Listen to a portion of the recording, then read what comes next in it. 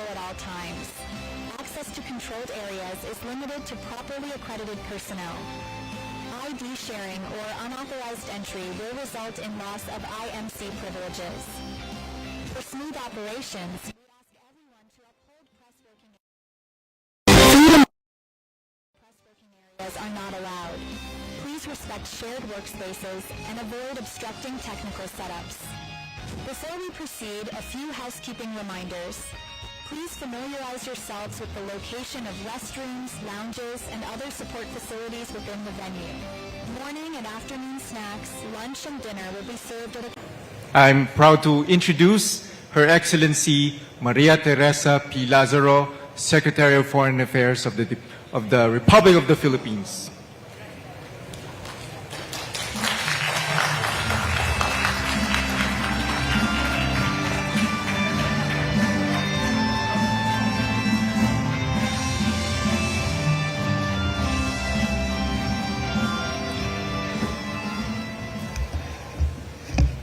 Good evening to all our media friends.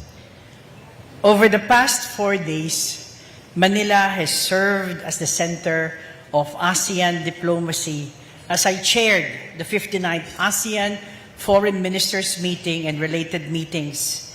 These engagements brought together fellow ASEAN foreign ministers and our external partners to discuss issues that matter most to our region. As we conclude this week, allow me to highlight some of the key outcomes. First, the 59 ASEAN Ministerial Meeting reaffirmed ASEAN's shared commitment to advancing the ASEAN Community Vision 2045. During the meeting, we adopted important documents, including 1. The 59th ASEAN Foreign Ministers Meeting Joint Communique, which reflects ASEAN's common positions and priorities on issues affecting our region. This particular document has been a product of a series of negotiations among the 11 ASEAN member states, and I assume it's already in our ASEAN website. The guidelines on the modalities, second is the guidelines on the modalities for engagement of ASEAN with high contracting parties with the Treaty of Amity and Cooperation in Southeast Asia, which is a priority for our chairship.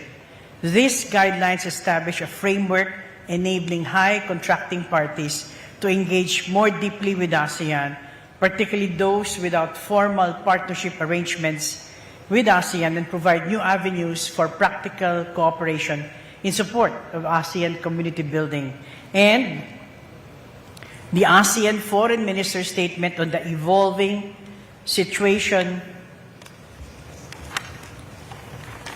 in the Middle East, which I assume you have seen a copy of this already, which expressed the region's collective call to parties concerned to exercise utmost self-restraint and avoid any acts that may further aggravate the situation.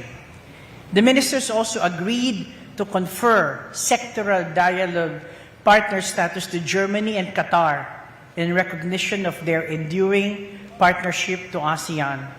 It was also during this ministerial meeting that we welcomed Turkey as the 12th dialogue partner of ASEAN.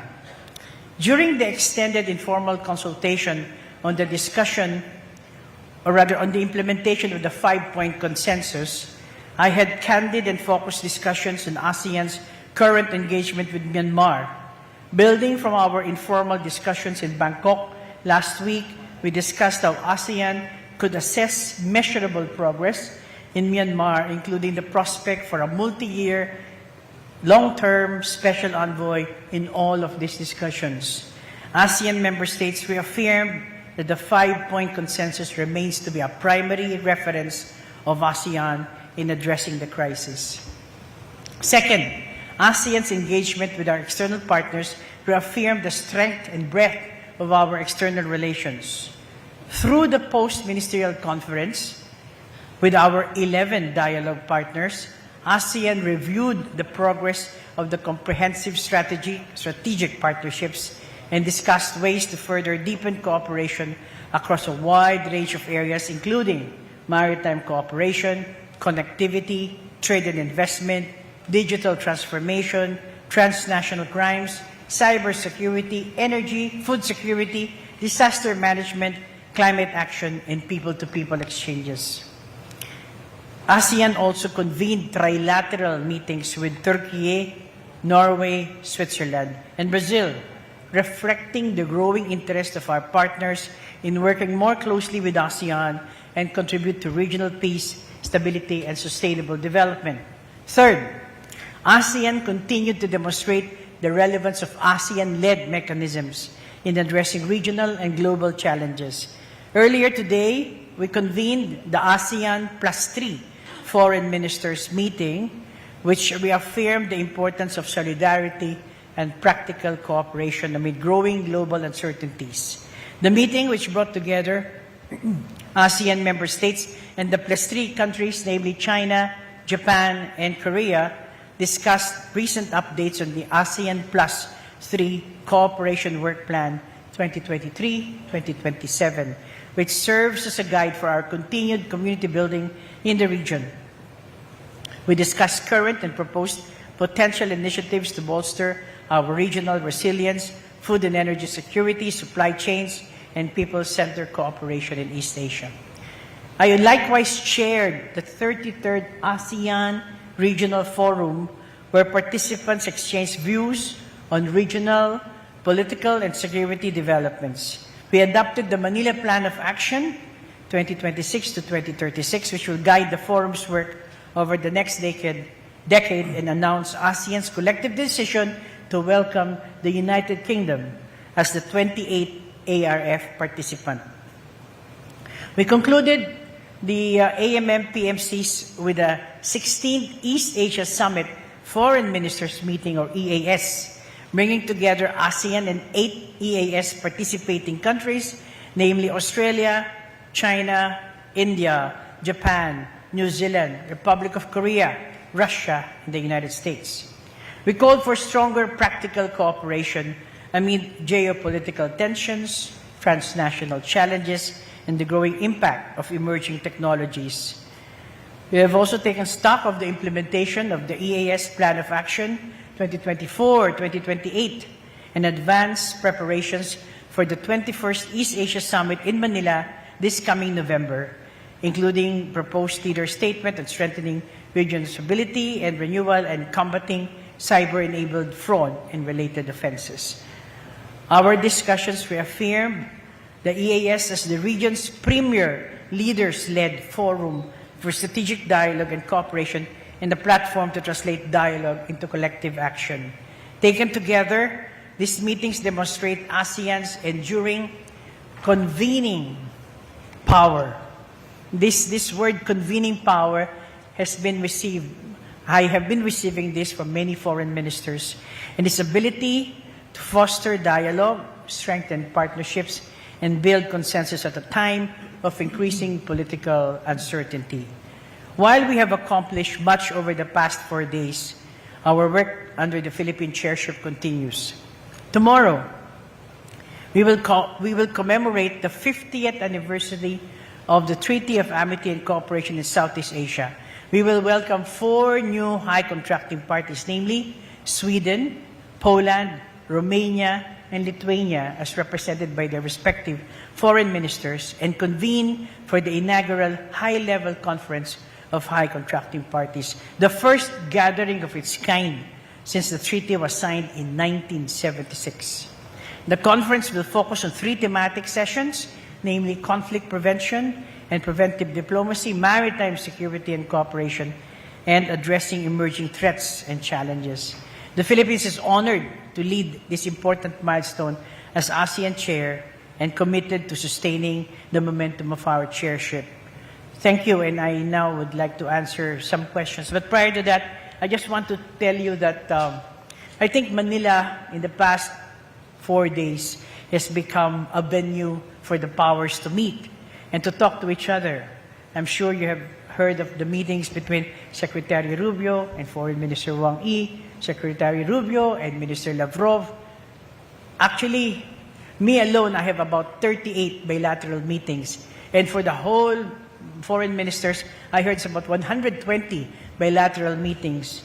Our National Organizing Committee led by Director General Helen de Vega, has difficulties trying to get bilateral meeting rooms for all of us. But I think that's really a good news, and that shows also the respect for many of for the Philippines, of many of these ministers.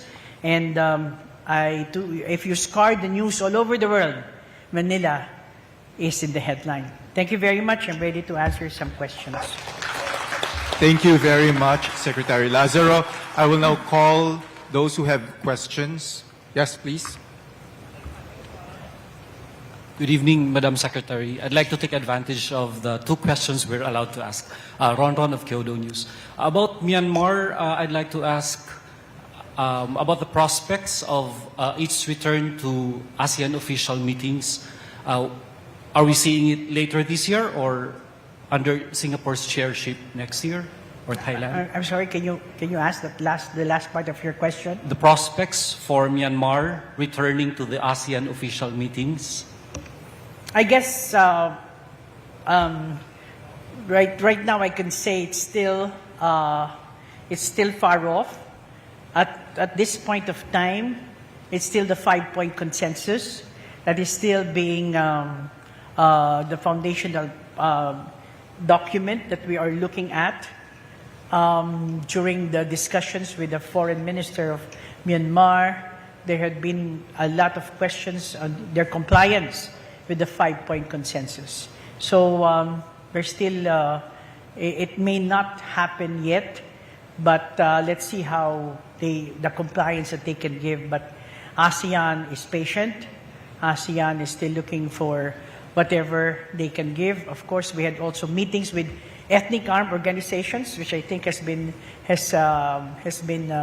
information has been given, and there might just be possibilities. Now, on the aspect of humanitarian aid, I will be leading a delegation sometime in the 4th quarter of this year on a humanitarian mission to Myanmar to look into the and to help and provide certain necessities for the vulnerable communities in Myanmar. Thank you.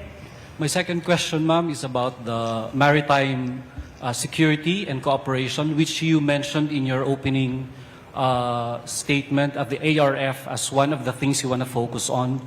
So I'm curious how you tackled the South China Sea issue and the Strait of Hormuz situation at the ARF and EAS, if you can. Yes, those were issues that were discussed, particularly the Strait of Hormuz, which is becoming a dominant issue for all of us. However, there's on the South China Sea, what was given attention is the code of conduct that ASEAN now and China is geared towards the conclusion, hopefully the conclusion of the code of conduct by the end of this year. And this seems to be the focus of many of the countries, and I can see some political will from all the countries involved. Thank you. Next question.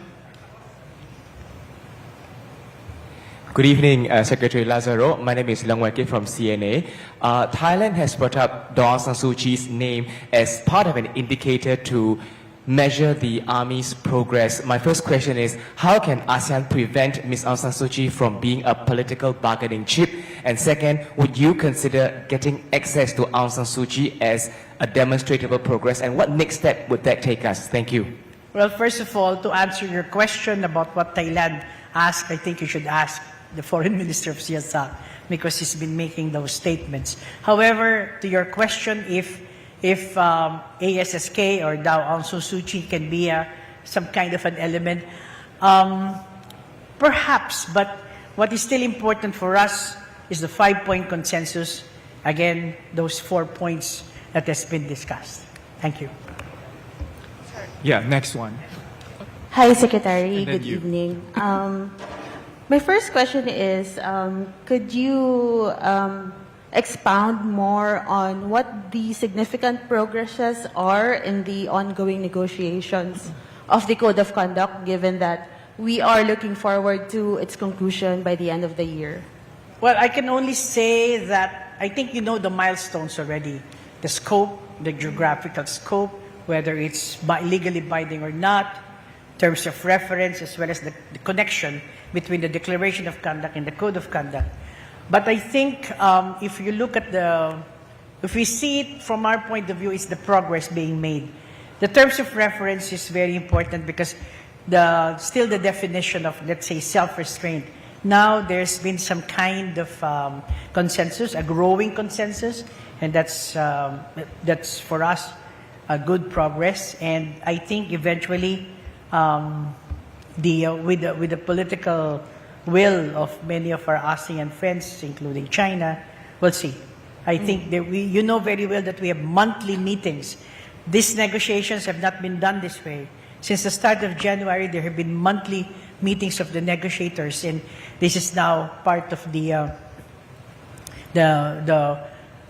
political will that we intend to finish this code of conduct by the end of the year. Okay. And for my second question, you did mention earlier that you're going to Myanmar in the last quarter of this year. What are we expecting to come out of your visit, and how would this impact ASEAN's ongoing assessment on the situation in Myanmar? Well, this is also a situation whereby some of these areas are really occupied by certain how would you say that? Ethnic organizations, and therefore this means that we're entering certain areas. But I think the impact here is really trying to reach out to the vulnerable communities in Myanmar, and of course, permits will be asked from the junta government, and that now talks about their ability to really reach out to us. And this is of course, this humanitarian mission is with the help of the AHA Center, the ASEAN Humanitarian Center based in Jakarta. And of course, we have also sought assistance of the UN OCHA, the Médecins Sans Frontières, the World Food Program, and many other international organizations and NGOs. All right, thank you. Next question. Good evening, ma'am. Celerina Monte from NHK. I believe you mentioned earlier that there will be some benchmarking to be put in place with regard to the 5-point consensus regarding Myanmar. We're just curious, you're not planning to lower the benchmark? Just to accommodate? Now, let me just be very candid here. I think benchmarking is something that is really a standard to be looked at. No, it's not lowering. It's just putting some elements as measurable as possible. And it is not the intention of ASEAN to lower its standards. It even wants to keep up with the standards. And in direct, how do you say this? It's really in relation to the 5-point consensus. Now, this benchmarking, it's just a document, a non-paper that was given by one of the ASEAN member states, and this is now in the hands of the senior officials. They'll try to flesh it out and look at and study it carefully on how this can help in the issue of measurable progress. Ma'am, regarding the South China Sea, these recent incidents in Ayungin and this morning in Scarborough Shoal, how would these incidents be factored in the Code of Conduct? And I believe during your bilateral meeting with the Minister Wang Yi, he kept on insisting about their position that it's the Philippine soldiers who attack their troops, the CCG. Well, I don't know where you got that, but in any discussions, it's negotiations, it's never only the position of China. Mm-hmm. So now, how it will affect, of course, that's now part of the discussions of the Code of Conduct. Remember that the Code of Conduct is it's all in consonance with the 1982 UNCLOS, as well as no diminution of the rights of third parties, and it talks about the governance of the seas, the behavior in the seas. So that's what it's all about. Thank you. All right, thank you. Yeah, next question. Good evening, Secretary. Congratulations on a successful hosting. Michael Flores of Reuters. Ma'am, can you update us on whether you've been given permission to access Aung San Suu Kyi, or did the Myanmar government already give its word whether you can access her, or was it rejected? Thank you. In answer to your questions, it's exactly his question, because that statement came from Foreign Minister Sihasak. We'll see. I have no idea, but I'm just being very practical. I may or I may not be able to see the lady, but of course, let's see from efforts from other quarters. Okay. Yeah, just Let him. Yeah, just a very brief follow-up. But what's the likelihood that you will you I may be cannot- able to access I her cannot based on your speculate. discussions with the I with do the not want to Myanmar speculate because I cannot read the mind of the Myanmar government now. Of course, it would be good if I can see her, but remember, the mission, it is a humanitarian mission to the certain areas in Myanmar. The intention is not really to meet the lady. If the lady comes, if I see the lady, as mentioned, or rather by the Foreign Minister Sihasak during the press conference in Bangkok, then that would be very good. All right, thank you. Next.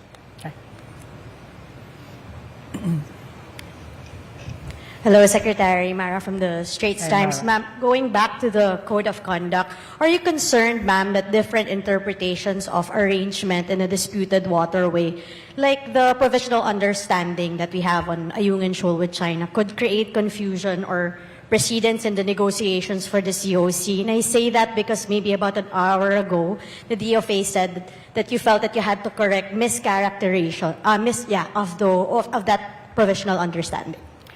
I really don't know how the Code of Conduct will come out, but there might be a possibility that certain provisions, or rather of there might be an effect on the provisional understanding. We'll see, because the Code of Conduct is the Code of Conduct. Ma'am, and just one more. Just to clarify, the Chinese ambassador claimed that there was construction at the BRP Sierra Madre, and that allegedly is a violation of the provisional understanding. Once and for all, ma'am, is that really part of the provisional understanding that we have with China? There is no mention of that undertaking in the provisional understanding. Thanks, ma'am. Thank you. Next question over there. Yeah.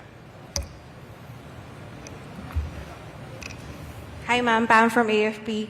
I understand that the discussions are ongoing, but may we know what are the initial benchmarks that we are looking into to measure the success of ASEAN's approach to Myanmar, and what will ASEAN do if these benchmarks are not met?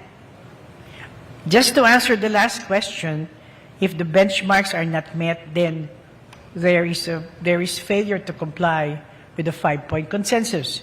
Again, we repeat, we always go back to the 5-point consensus. So will you tatanggalin na po natin yung Myanmar sa ASEAN? Will that be? I think will that happen?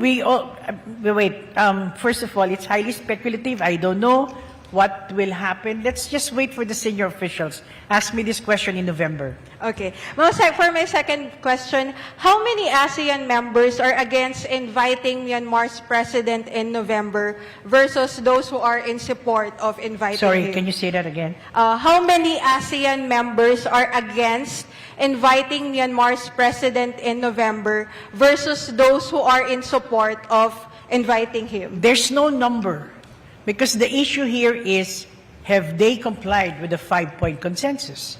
If there is a compliance, then that means it will change. There's no view whether there's number of countries who doesn't like Myanmar to sit where on their seats. So it's not. It's really the compliance with the 5-point consensus. Thank you. Perhaps One more. one last question, please, from you. Yeah. Hello? Hi, Secretary. Good evening. Tristan from Newswatch. Just first, a follow-up on the provisional understanding.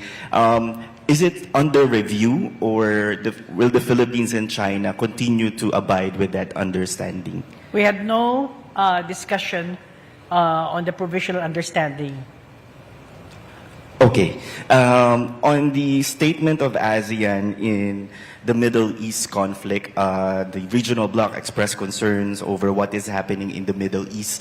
But you have Iranian Deputy Foreign Minister telling ASEAN to take a stronger stand on the Middle East and said that violations of international law should be spelled out instead of pretending nothing happened. That is the Iranian Deputy Foreign Minister talking. As far as ASEAN is concerned, you have the paper. That is our position and will remain as our position. All right. Thank you. Thank you very much. Just give him the last all right. one. Okay. The very last question. Hi, Sec. Thank you for doing this. Ramon from Nikkei Asia. Could you share what discussions have taken place at this week's meetings regarding the border conflict between Thailand and Cambodia, including any efforts to support dialogue and de-escalation? Thank you. Can you say the last one? Including any efforts to support dialogue and de-escalation. Yeah. Well, let me point out that even during the discussions between during the EAS and the ARF, actually, both countries have their situational issues, both maritime as well as land, but they have both submitted to, what's the word? Conciliation. Compulsory conciliation under the auspices of the United Nations. So this is a very good opportunity, and let's see. We'll wait for that and let the process begin. One more? I guess, ma'am, last question. Given the importance of stable China and Japan relations for regional stability, does ASEAN see a role for itself in encouraging communication between these two countries? Between these two countries, China and Japan. The fact that both ministers were present here during the discussions in the ARF and the EAS, then that shows the convening power of ASEAN. We are hopeful that ASEAN will be able to play a role, but again, highly speculative, but I think we have the capacity because they have respect towards ASEAN. Maraming salamat po. Thank you very much. That is all. Thank you very much, Secretary Lazaro.